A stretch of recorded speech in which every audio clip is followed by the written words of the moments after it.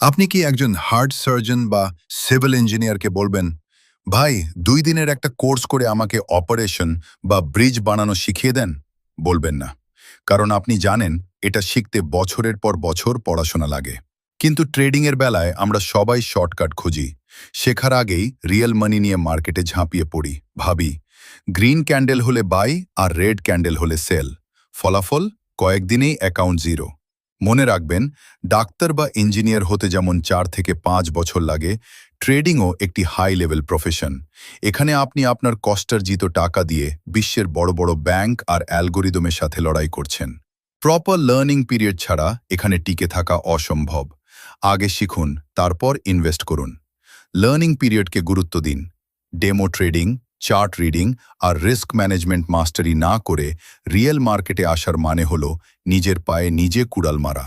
আপনি কি ট্রেডিংকে পেশা হিসেবে নিতে সিরিয়াস? তাহলে আজই লার্নিং মোডে চলে যান। আমাদের কমিউনিটিতে যোগ দিতে বায়ো চেক করুন। সম্পূর্ণ বাংলা ভাষায় ট্রেডিং শিখতে আমাদের এপ্রিল 2026 ব্যাচে জয়েন করুন। আসন সীমিত। +135-273-448-15 এই নম্বরে ফোন করুন।